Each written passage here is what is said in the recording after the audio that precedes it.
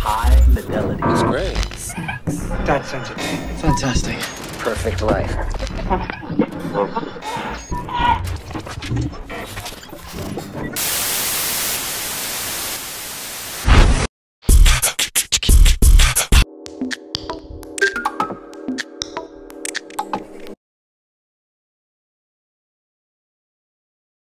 Merci, bonsoir.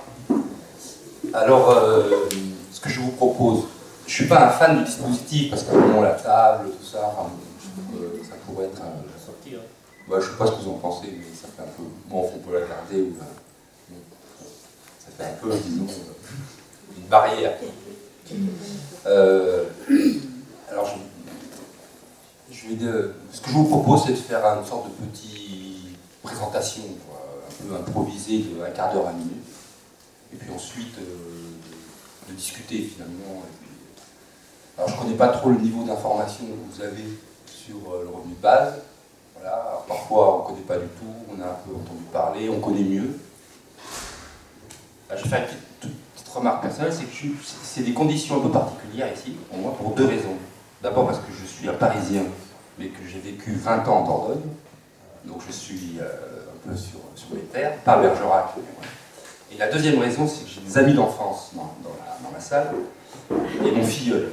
Voilà, et que c'est la première fois que je m'exprime en public, en sa présence. Et donc, je ne sais pas comment dire, j'ai un petit trac, pour vous dire la vérité. Mais ça va passer. Je vous donne la définition générique du revenu de base. Parce qu'il faut savoir que c'est une idée qui est reprise, qui est discutée par des gens qui ont une tradition politique, une tradition philosophique, un parcours qui peut être très différent. Et donc ça traverse les champs philosophiques, politiques, de manière très inattendue. En fait. Voilà. Donc ça ne respecte pas, j'allais dire, les classiques cases politiques. Voilà. Donc ça amène une forme de complexité. Mais généralement, toutes les personnes, quel que soit le type de revenu de base, on parlera du financement tout à l'heure, sont généralement d'accord sur trois propriétés. C'est un revenu qui est individuel.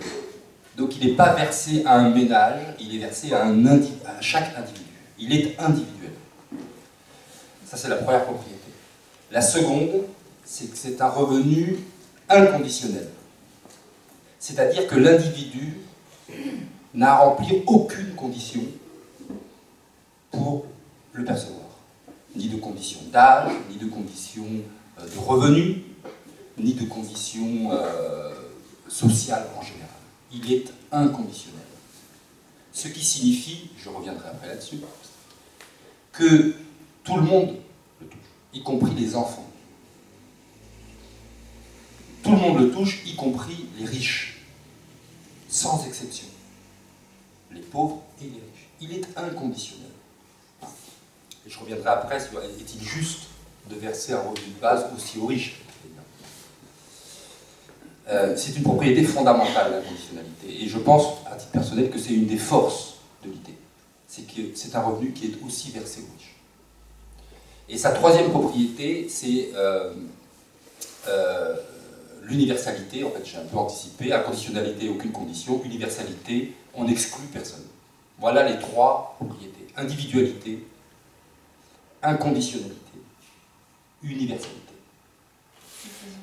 Ça, c'est la définition générique du revenu de base, mais qui a aussi une autre appellation. Certains l'appellent revenu d'existence, d'autres l'appellent allocation universelle. Et revenu de base, en fait, vient un peu, je pense, un peu du monde anglo-saxon, c'est que ça se traduit basic income. Dans les pays anglo-saxons, où il y a des débats sur le revenu de base, ils disent basic income, et donc c'est un peu l'expression revenu de base qui est maintenant assez utilisée. Ceci étant dit, comment on peut rentrer dans le sujet du revenu de base? Il y en a qui évoquent le sens de l'histoire, en disant à chaque période, il y a toujours un mode conventionnel, une sorte de convention sociale autour du travail. Alors il y a eu l'esclavage comme mode conventionnel. Voilà. l'esclave est une chose, et puis à l'esclavage a succédé le servage, où le serf est un humain, mais un humain qui est confondu à la terre. Bon, il n'a pas le droit de bouger, voilà. Il a une sorte de contrat à vie, enfin un contrat avec le seigneur, bon, très bien. Une forme conventionnelle de travail, à laquelle a succédé, avec la révolution industrielle, une forme dite salariale, une nouvelle convention. Bon, désormais, ça sera un contrat entre... le travail se fait marchandise, hein, on dit bien d'ailleurs marché du travail, donc c'est bien que c'est une marchandise, puisque ça s'échange sur un marché avec une offre et une demande, et donc au servage succède un mode qui était minoritaire au XVIIe siècle. Hein. Le salariat n'existait quasiment pas au XVIIe siècle. Au XVIIIe siècle, il commence à se propager, ça devient le mode conventionnel autour du travail dominant. Et là, on voit bien qu'on arrive à une sorte de bout de cycle. Enfin, en tout cas, certains analysent comme étant une forme de... Le salariat est en train de se déliter. Il se délite comment? C'est que déjà, il y a plein de gens qui ne peuvent plus y rentrer. Ça s'appelle le chômage de masse. Ils ne peuvent plus. Et ceux qui y sont, il y a toute une frange qui est précarisée. À l'intérieur du salariat. Et donc, nous sommes rivés sur le plein emploi. On voit bien, c'est quand même l'objectif. Inverser la courbe du chômage, et ce genre de conneries. Et donc certains disent, eh ben, il n'y a pas de raison que l'histoire s'arrête maintenant, et donc ça veut dire qu'après le salariat, il y aura quelque chose. Et donc il faut qu'on invente l'après-salariat. Qu'est-ce qui peut exister après cette convention qui a duré 2 siècles à peu près, c'est pas très long le salariat, hein, 2 siècles et demi, qu'est-ce qui pourrait bien exister après le salariat? Nous sommes tous copropriétaires du progrès technique, si je peux dire. Et donc le revenu de base, c'est la redistribution équitable des fruits du progrès technique, mais pas uniquement à ceux qui ont un emploi, mais à tous les individus. Voilà. Et en cela, ça rejoint d'un certain point de vue l'idée qui était évoquée par Thomas Paine, donc juriste, philosophe franco-américain, je crois co-rédacteur de la Constitution américaine d'ailleurs, et qui en 1792 a écrit un petit opuscule qui s'appelle Justice agraire. Et dans ce petit livre, que je vous recommande parce que c'est quand même vraiment super, vous voyez, pour être technique. Hein. Non. Et donc dans ce petit livre, il dit « Nous sommes tous égaux. La terre, au départ, Dieu n'a pas créé des droits de propriété. Donc la terre appartient à tout le monde. Puisque nous sommes égaux, chaque citoyen a le droit à une partie de la rente agraire. » Voilà. Et à l'époque, c'était la terre qui produisait évidemment 95% des richesses. Aujourd'hui, c'est pas la terre, j'allais dire c'est le progrès technique, c'est l'intelligence, etc. Mais de la même manière, on pourrait dire nous sommes tous égaux. Cette intelligence collective qui se concrétise en progrès technique nous appartient à tous, un peu comme la terre, et nous sommes tous des héritiers de ce progrès technique. Donc, et la concrétisation de cela, c'est monétaire, c'est le revenu de base. Enfin, dernière entrée, qui, alors là, qui est plus, je dirais, qui n'est pas ni historique, ni économique, par progrès technique, et qui est, je dirais, pas pragmatique, mais je dirais par rapport à l'individu, je pense qu'il faut se placer, sans théorie, sans rien, dans la situation d'un adolescent ou d'un enfant d'aujourd'hui. Et je pense que si on discute avec cette personne et qu'on lui dit « Est-ce que tu as envie de travailler 43, bientôt 45, pour avoir la retraite à taux plein, 45 ans d'affilée, sans t'arrêter, à temps plein ». D'abord, nous ne sommes pas capables de lui garantir ce truc-là. Moi, je ne suis pas capable, en tout cas, de garantir à la génération qui vient, ah ben si, tu vas trouver une société où tu vas facilement trouver un travail épanouissant, à temps plein, pendant 43-45 ans. Donc on ment, en disant. Et deuxième chose, c'est que je ne suis pas sûr que l'ado, il a envie, quoi, surtout. Ah, c'est ça. Il va dire, non mais, papa, je n'ai pas envie de travailler à temps plein.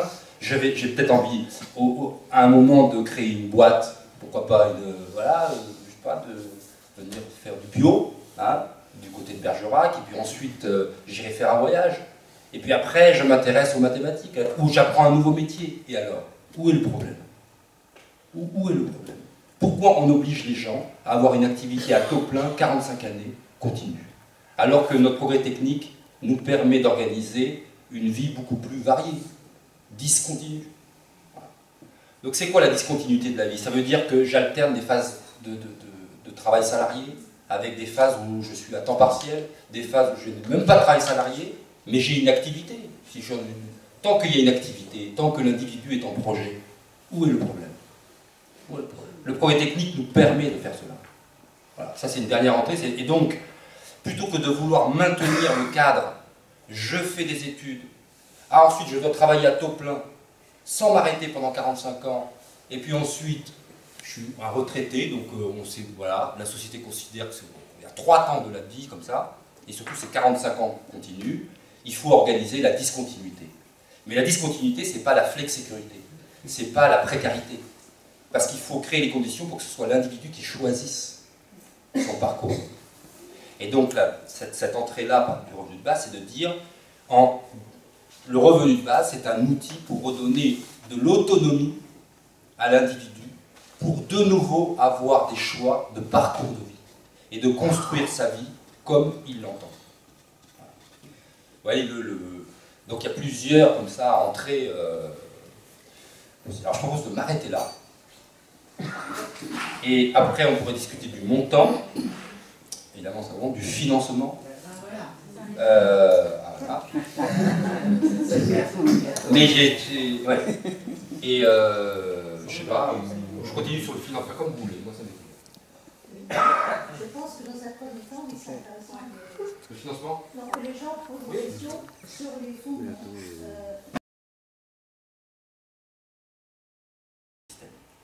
La révolution du revenu de base, c'est de créer un droit au revenu.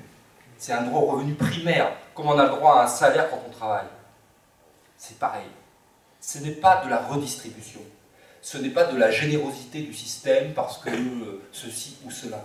C'est un droit, j'allais dire, il faudrait le faire rentrer dans le droit constitutionnel et même dans les droits de l'homme. C'est un droit d'un genre nouveau, primaire. C'est un droit à un revenu. Si bien que, en fait, la petite révolution que l'on opérerait, c'est qu'on passerait d'une situation où le droit à un revenu dépend exclusivement du fait d'avoir un emploi, à une situation où j'ai le droit à un revenu, même si je n'ai pas d'emploi. Un revenu primaire, pas une allocation de redistribution. Donc on arrive un peu aux mêmes effets, c'est-à-dire qu'on a des individus qui... Mais le principe n'est pas le même. Voilà, dans la logique. Ça amène aussi un autre avantage. Alors, je continue. Donc c'est ça, on coupe un cordon ombilical. En fait. Voilà. On a un cordon ombilical qui dit emploi égale revenu. T'as pas d'emploi, t'as pas de revenu. Voilà. Ou alors c'est de l'aide. Et donc au passage, on te stigmatise d'ailleurs. Voilà. Aujourd'hui, il y a la moitié des bénéficiaires du RSA qui ne le demandent pas. Et on sait que les enquêtes de Dominique Méda montrent que la moitié d'entre eux, c'est parce qu'il y a de la complexité, c'est hyper complexe, parce qu'il y a le RSA socle, le RSA activité, etc. Bon. Et ensuite, c'est la stigmatisation. C'est-à-dire, c'est la honte. Voilà, c'est la honte sociale. Et donc, on a, voilà, alors, c'est aussi une autre différence, le revenu de base, parce qu'il est universel, versé à tous, ne place pas les individus dans un espace de la société. Il ne dit pas à l'individu tu es en difficulté, il ne dit pas à l'individu tu es exclu, et d'ailleurs RMI c'est quoi? Revenu minimum d'insertion. Ça veut dire, on dit tu n'as pas d'emploi, ça veut dire que tu es désinséré, on voit bien. Alors on peut avoir affaire à quelqu'un qui est tout à fait inséré en fait. Donc on voit bien comment la notion d'insertion-exclusion est dépendante du fait d'avoir un emploi. Avoir un emploi, c'est avoir un revenu. Eh bien, le revenu de base, c'est on coupe le lien historique entre emploi et revenu. Et on crée un droit à un revenu indépendant. Alors, voilà. Alors, les expériences qui sont faites en Scandinavie, etc., elles vont quand même dans le bon sens, indéniablement.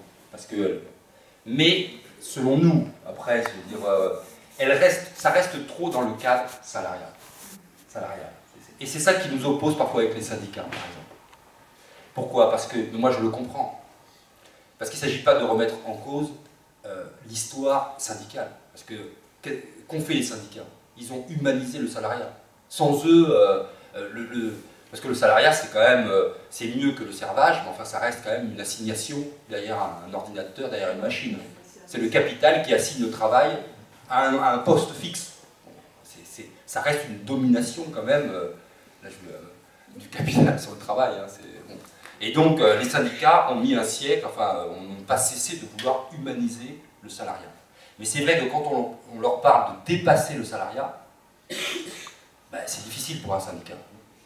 Ben oui, parce que culturellement, voilà, c'est leur mort, sauf à considérer que leur objet change et qu'ils se disent maintenant je vais défendre toutes les activités des individus, leur parcours de vie.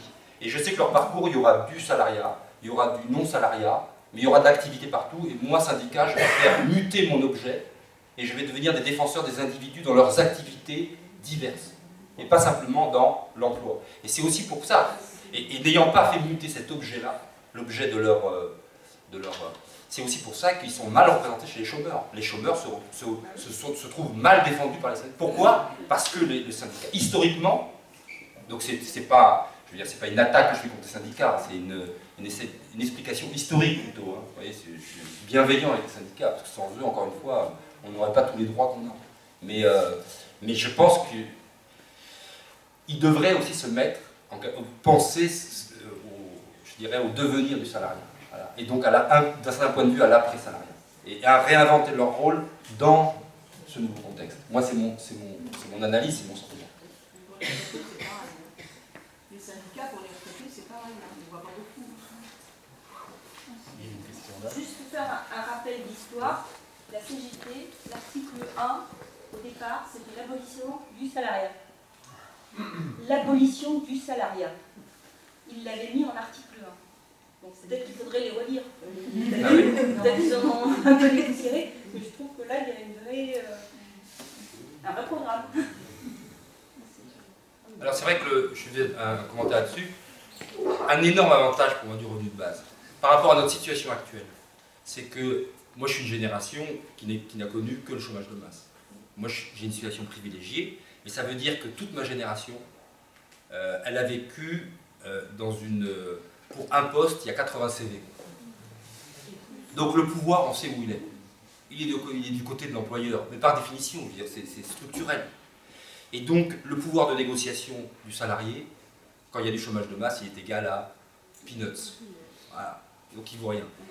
Le jour où il y a le revenu de base, où chaque individu arrive, on verra les montants après, mais on va dire le seuil de pauvreté 60% du salaire médian, c'est-à-dire 840, 900 euros, pour toute la catégorie des travailleurs qui sont autour du SMIC, et à qui on voudra dire, et qui aura de manière garantie 800 euros, sachant que le SMIC brut est à 1200 et quelques, il pourra lui dire, ton boulot est trop fatigant pour ce que tu me payes, alors on va commencer à négocier. Soit tu augmentes le salaire parce que c'est pénible ce que tu me fais faire, soit ben, moi j'irai voir ailleurs. Donc c'est aussi un moyen, pour moi, de rétablir enfin, après un demi-siècle quand même de déséquilibre, un équilibre dans la négociation. Parce que ce n'est pas la fin du salariat, le revenu de base, c'est la fin du monopole salarial sur nos vies.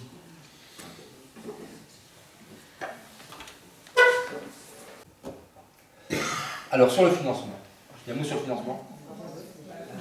C'est des questions. Mais d'abord, alors, on laisse parler. Moi, je vous ai exposé parce que le MFRB, le Mouvement français pour un revenu de base, rassemble des gens qui ont des modalités de financement très différentes. Et moi, j'ai la mienne, mais qui change des fois. Grosso modo, il y a deux canaux. Et il y a deux idées derrière ça.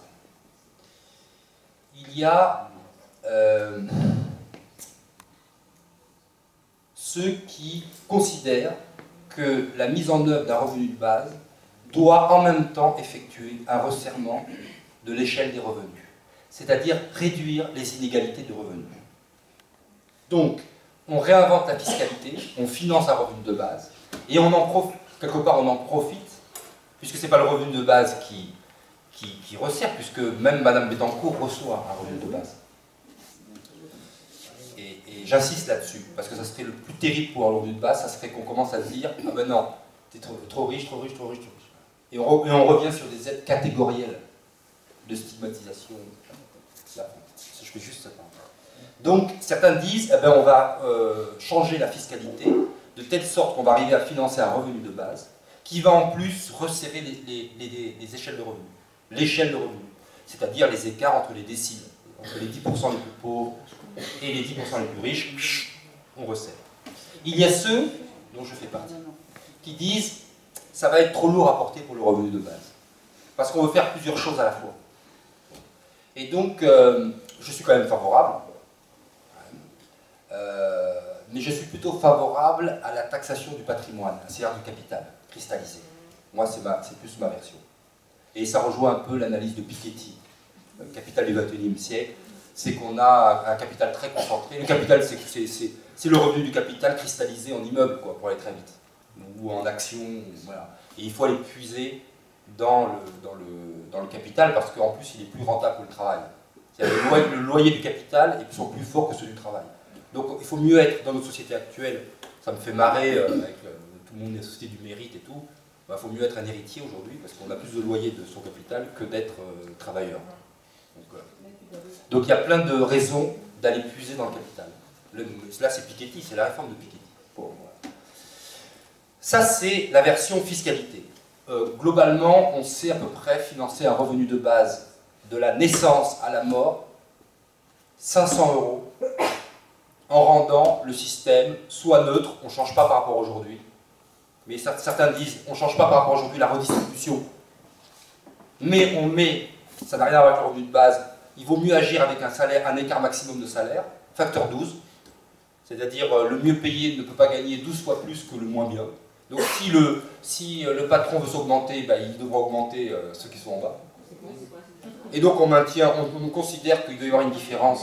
Mais au-delà de cette différence, ça devient injustifié. Et donc tout le monde bouge vers le haut. Voilà. Et donc d'un certain point de vue, on n'a plus tellement besoin d'introduire la réduction des inégalités dans le revenu de base. Voilà. Moi je suis plutôt favorable de séparer. C'est-à-dire qu'on peut financer le revenu de base, quand même je resserre un peu les salaires. C'est-à-dire que les 10% les plus riches, ils prennent quand même une petite plaque. Et les 10% et les 20% qui ont le moins de revenus sont rehaussés. Mais ce n'est pas la grande révolution. Par contre, à côté, mais ça n'a rien à voir avec le revenu de base, moi je mettrais un facteur maximal. De 1 à 12 ou de 1 à 20 même. Même 1 à 20 déjà serait génial par rapport à ce qu'on a. Et là, on est sûr de réduire vraiment les inégalités. Pour moi, c'est le moyen le plus simple, plutôt que d'aller par la fiscalité. Bon. Ça, c'est la première méthode, c'est par la fiscalité. Donc ça se traduit comment? On fusionne toutes les aides actuelles, parce qu'évidemment, il y a des trucs qui font doublon. Puisque les enfants touchent le revenu de base, bien sûr, les allocations familiales sont supprimées. De même que le quotient familial, qui, comme vous le savez, est particulièrement injuste. Le quotient familial bénéficie essentiellement à ceux qui ont beaucoup de revenus. Ils diminuent beaucoup leur impôt voilà, quand ils ont beaucoup de revenus grâce à leurs enfants. Mais les ménages qui ont des enfants et qui n'ont pas beaucoup de revenus, eux, le quotient familial ne leur rapporte rien. Et donc ça, c'est encore chez Piketty. Il propose de forfaitiser l'allocation familiale. Quelque part, le revenu de base, c'est une sorte de forfaitisation de l'allocation familiale. Beaucoup plus juste. Voilà. Il y a le RSA est supprimé. Plus de RSA. Et naturellement, s'il devait y avoir donc à 500 €, évidemment, le gain de pouvoir d'achat est très modeste, hein, 480 aujourd'hui. Mais le revenu de base est cumulable, comme il est inconditionnel. Il est cumulable avec tous les revenus. Donc aujourd'hui, quelqu'un qui est au RSA et qui retrouve un temps plein au SMIC, il passe à 81% du temps. Il passe, pour appel du RSA socle au RSA activité. Et en fait, quand on calcule, c'est quasiment une des personnes les plus imposées de France, implicitement. Bah oui, puisqu'il touchait 480, il a un travail au SMIC à 1200, et quasiment on lui enlève 450 de son RSA. donc il gagne 1200, mais on lui enlève de l'autre côté 450.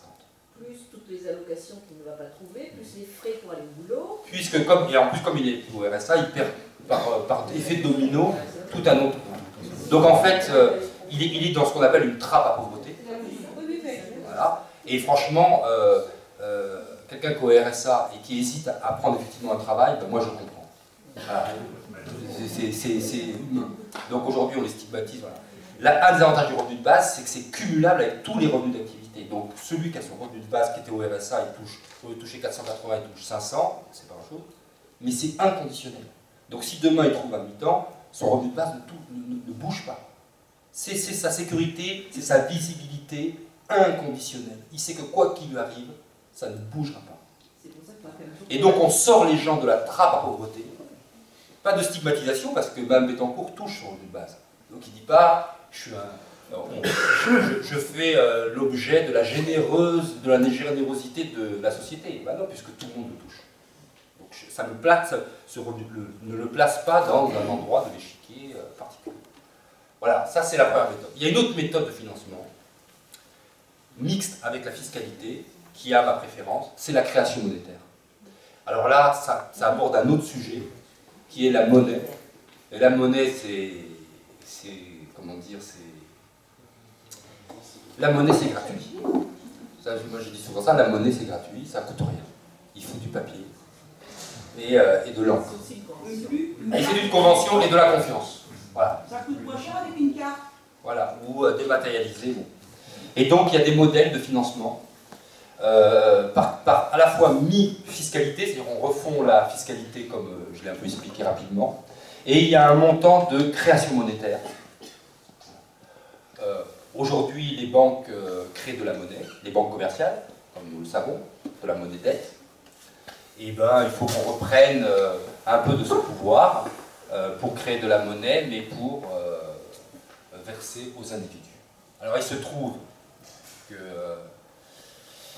que là, actuellement, je suis candidat, je fais cette assise-là, mais je vais voir pourquoi, je suis candidat mais je ne fais pas de la pub pour le parti, vous voyez, je ne suis pas là pour ça, mais il se trouve que je suis candidat pour une Nouvelle Donne, un nouveau parti politique en Ile-de-France, et dans le programme de Nouvelle Donne, il y a la proposition numéro 12, qui est la création d'un euro-franc, une monnaie supplémentaire, donc c'est pas la sortie de l'euro, hein. C'est une monnaie supplémentaire, euro-franc, qui est à parité fixe 1 pour 1 et inconvertible. Donc ce n'est pas une monnaie qui fluctue. Et cette monnaie, dans la proposition, sera versée en pluie aux individus. Alors vous allez voir, c'est modeste, hein, parce que c'est de 150 euro-francs, par contre on ne touche à aucune prestation. C'est en plus, là c'est en plus. 150 euro-francs par mois. Pour tous les individus de plus de 18 ans. Parce que comme on ne touche pas aux allocations familiales non plus, ça faisait... Et donc ça représente 82 milliards de création monétaire annuelle, ce qui semble énormément, mais qui rapporté à la masse monétaire n'est pas beaucoup. Que le risque d'inflation est nul. À la limite, on a plus aujourd'hui un risque de déflation qu'un risque d'inflation. Voilà. Et donc, voilà. Donc pour résumer sur ce financement, autour de 500 euros, vous avez un modèle, la fiscalité. Mais c'est une vraie révolution fiscale. Avec dedans la refonte des aides existantes et une taxe sur le patrimoine. Très légère, 0,7% sur l'ensemble des patrimoines de plus de 300 000 euros. Donc dès qu'on a 300 000 euros de patrimoine, on paye 0,7% de la valeur de son patrimoine. Ce qui en fait veut dire qu'au bout d'un siècle, on aura remis au pot collectif 70% de la valeur de son patrimoine. Ce qui est... Sinon, on fait des lignées d'héritiers. Voilà. Et donc, et la société est figée autour de ses héritiers. C'est ce que dit Piketty. Ça, c'est le premier. Et régime de financement mixte, création monétaire et fiscalité. Si on veut mettre le revenu de base à 1000 euros, c'est possible aussi. Mais c'est pour mon compte. Moi, je pense que c'est le bon niveau absolu du revenu de base. C'est le moment où l'individu n'est plus obligé d'avoir un emploi. Enfin, peut vraiment, je dirais, avoir un vrai pouvoir de négociation. Donc je pense qu'à terme, ça sera le bon niveau.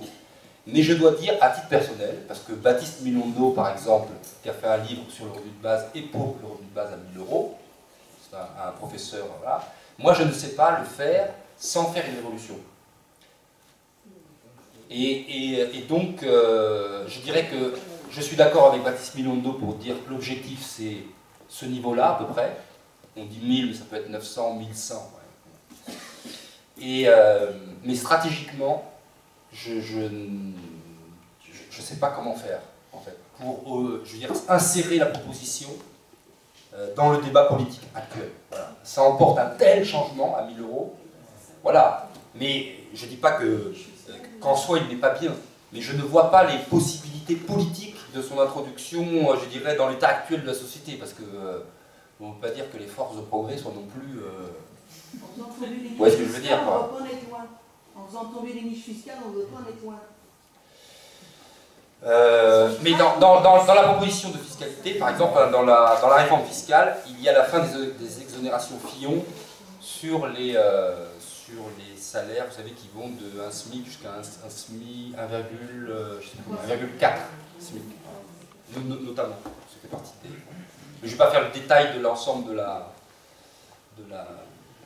Voilà. Donc, voilà, j'ai fait un panorama, enfin, il faudrait plus de temps, mais... Non, mais je dis, on peut, à 500 €, on peut le faire demain. Enfin, je veux dire, en France, aujourd'hui, on va dire la France dans un système capitaliste, bon, après on juge loin, mais dans une économie ouverte, la France qui a signé des traités européens, on peut le faire. Voilà. Ce qui est plus difficile, c'est la révolution mentale. C'est de dire, un individu a droit à un revenu primaire, quoi, un revenu comme... Et alors ça, je pense qu'il va falloir un peu de temps. Enfin, moi, c'est mon sentiment. C'est plus la révolution culturelle qui va être, je dirais, qui... C'est un droit à l'existence. Il faut demander la parole, il y aura une question à tour de rôle. Voilà. Des questions. Qui c'est qui veut parler? Je ne sais pas parler, mais ceux qui seront en charge de mettre ce processus en cours, là, est-ce que ça va les intéresser de le mettre en cours? Ceux qui ont le pouvoir. Comment est-ce que... Parce que nous, on est convaincus, mais ceux qui ont le pouvoir, c'est ça moi, le gros truc qui m'inquiète.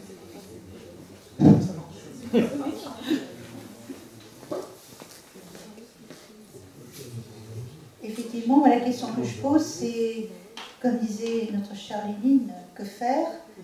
Comment on peut arriver à cela?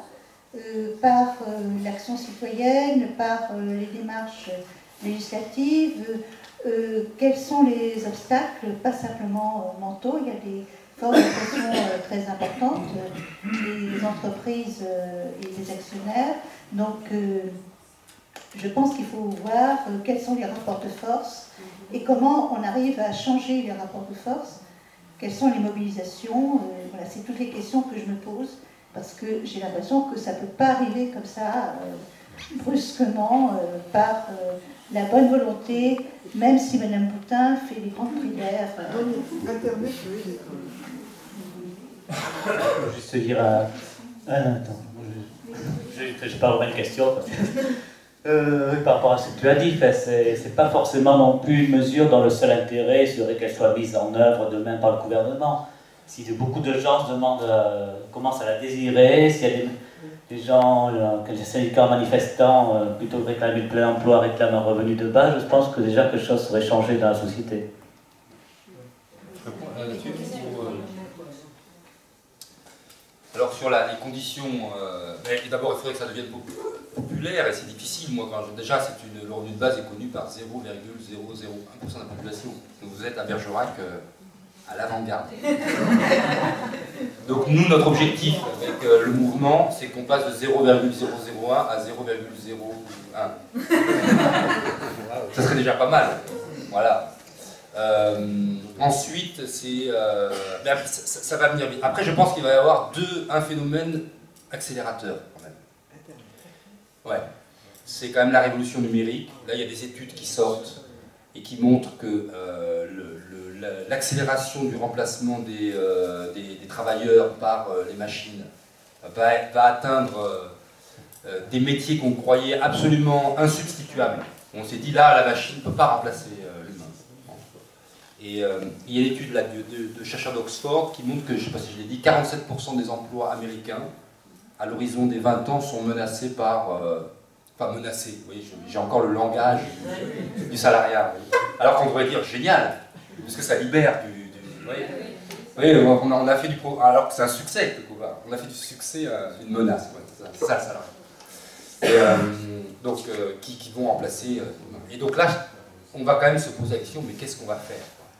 Et comme il est hors de question qu'on dise, bah, quand je travaille, quand j'ai pas un emploi, c'est du loisir, les gens ont passé. C'est vrai que je me rappelle que François Mitterrand avait créé le secrétariat d'État au loisir. C'est marrant d'ailleurs cette dénomination. Le temps libre. Le temps ministère du temps libre. Du temps libre. Ah, c'est le temps libre ou du loisir? C'est mieux que loisir. Ministère du temps libre. Ministère du temps libre. Et le Front populaire avait déjà créé le Front populaire. Et donc ça va se retrouver, je pense, avec une vitesse et une force pas possible, parce qu'évidemment, on ne retrouvera pas la croissance. Et donc le délitement du salariat va continuer, de l'extérieur avec les chômeurs et de l'intérieur avec la précarisation, ce qu'on appelle le précariat. Là, il faut lire les trucs de Loïc Vacan, un chercheur français qui est maintenant aux États-Unis, ou de David Graeber, que j'avais cité tout à l'heure, l'anthropologue anglais. Voilà. Et qu'à un moment donné, alors je pense que, là je me tourne, je pense qu'avec la révolution numérique, le délitement du salariat progressif, eh ben c'est la génération, ce sont les jeunes, voilà, qui arrivent, voilà, avec, et qui vont dire, qui eux sont moins imbibés, je dirais, de la culture salariale. Voilà, pas la culture salariale. Nous on est quand même, enfin, moi je suis une génération de, voilà, même si j'essaie de la dépasser, on est né avec quand même, et fier d'ailleurs, fier aussi, parce que ça a été... C'était la carotte, quoi. Voilà, mais voilà, et donc cette génération qui arrive, elle aura beaucoup plus de, je pense, de facilité à, et je le vois moi dans j'ai pas mal de contacts dans ce qu'on appelle les milieux de geeks, internet, etc. Et eux, ils conçoivent très bien l'idée qu'on donne un revenu de base, parce qu'ils se souviennent eux-mêmes qu'ils ont créé leur petite boîte, leur petit machin. Soit c'était avec les ascétiques, qui leur servaient de revenu de base pour créer leur petite boîte, quoi, en fait. Et ils disent, si on veut avoir un pays où les gens prennent des risques, marchands, non marchands, bénévoles, non bénévoles, etc., il faut que les gens soient en sécurité. Et ça, voilà. Et donc je pense qu'il va y avoir une accélération du fait de cette révolution numérique. Moi, je crois que ça viendra là, et des générations qui arrivent. Alors après, il y aura d'autres problèmes. Hein. C'est comme tout, le revenu de base, je pense, va être un progrès par rapport au salariat. Et puis à un moment donné, le revenu de base deviendra toxique. Et il faudra inventer un truc et ils diront il faut dépasser le revenu de base. Je pense que c'est l'histoire. J'avais une question. Je crois qu'en Alaska, il y a déjà une espèce de revenu de base. Alors comment ça marche? Est-ce qu'il y a des documentaires dessus? Voilà, est-ce que ce serait pas à faire de développer justement des documentaires sur tout ce qui a été mis en place, en Namibie aussi, je crois. Et je voulais aussi, dans les pistes de solutions politiques, il y a pour l'université d'été du revenu de base, je proposerais des ateliers d'écriture de constitution autour d'un revenu de base, et voilà. Donc ce serait une autre piste d'une fédération des citoyens autour de ce point central pour être des millions à vraiment connaître cette alternative et vraiment le revendiquer jusqu'à s'approprier ce processus. C'est où l'université? Couvigny-Chavigny. À Couvigny-Chavigny. Première université nationale. La première fois, je pense que c'est la première fois en Europe qu'il y a une université en Europe. Je regarde si c'est pas dans le monde. Première université d'été dédiée à cette question en Dordogne. 21, 22, 23 août au lycée agricole La Pérouse. Vous savez que c'est en montant là. 3 jours avec je dirais vraiment l'aide, je vais dire un mot, mais la gentillesse, pour le coup, du maire de Cougnier-Chamiers, Jean-Pierre Roussary, qui a négocié pour nous avec le conseil régional et la proviseure du lycée agricole, qui nous met à disposition tout le lycée agricole. Donc l'auditorium, y compris les chambres d'internat, donc on peut loger, parce qu'on aura des gens qui viendront même d'Europe, donc on va pouvoir loger 350 personnes. Et puis il y aura Patrick Vivray, pour ceux qui connaissent, Bernard Stiegler, j'espère faire venir, il y aura des politiques, il y aura José Bové qui viendra dire un mot, il y aura Karima Deli qui est députée verte, Christine Boutin c'est en débat. Mais la question c'est qui dort dans sa chambre. Voilà, il y aura voilà, plein. Et puis pour faire la réponse, il y aura des partants. Alors j'ai appris ça parce que je ne connaissais pas le terme. C'est des trucs des ateliers autogérés. C'est-à-dire que celui qui arrive, on fera un dispositif, il y a des ateliers qui sont prévus, mais celui qui souhaite créer un atelier peut le faire de manière spontanée. Et nous on s'organisera pour lui rameuter du monde. Donc s'il y a un projet d'écriture d'une sorte de constitution autour du revenu de base, d'écrire un texte, quoi, comme une déclaration, eh bien c'est tout à fait possible. D'ailleurs on aura trop de salles par rapport presque à nos besoins, donc on aura de l'espace. Alors on peut le prévoir avant et l'intégrer. Et là le site, il y aura un site dédié. Vous tapez université revenu de base, vous allez tomber dessus, et qui sera mis en ligne samedi. Voilà. Samedi, il y aura un site dédié, donc il y aura un pré-programme avec déjà les invités et plein d'espaces ouverts pour des ateliers autogérés, donc à créer à l'initiative de, je sais pas, vous voulez créer un atelier pendant 1h30 sur un thème qui, alors en lien avec le revenu de base, qui veulent le faire sur la métamorphose du travail, d'autres pouvez créer une constitution, voilà. Et donc on a fait un truc, enfin on prépare un truc qui s'adresse à tout le monde, et on s'est dit qu'il peut y avoir des profanes qui ne connaissent pas du tout l'idée, des gens qui sont quand même assez, qui ont déjà un peu lu, mais qui veulent approfondir une question de financement. Donc il y aura Marc de Basquiat qui a fait sa thèse sur le financement du revenu de base par la fiscalité. Il y aura Stéphane Laborde, il y aura Gérard Fouché, il y aura Yolande Bresson qui eux travaillent sur le financement par la création monétaire. Voilà, donc, et à chaque créneau horaire, il y aura la possibilité d'avoir entre 3 et 4 ateliers. Donc on choisit en fonction de son centre d'intérêt. Il y aura un cinéma éphémère avec des films sur le travail qui seront en projection, dont un que je vous conseille de regarder avant, d'ores et déjà, qui a été fait par un Suisse allemand, Enno Schmidt, qui s'appelle Revenu de base, une impulsion culturelle. Moi je trouve qu'il est super bien fait. Sur YouTube, vous trouvez, au Dailymotion. Voilà, 21, 22, 23, en Dordogne, en Périgord. 3 jours dédiés, vous êtes les bienvenus. Avec le réfectoire, 95%, donc les repas, je peux vous déjà dire les prix, ça sera repas complet 7 €, 5 € pour les enfants, midi et soir, 95% bio et local.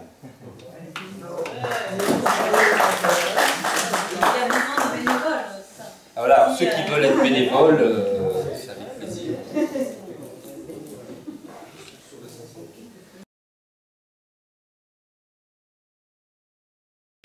Non.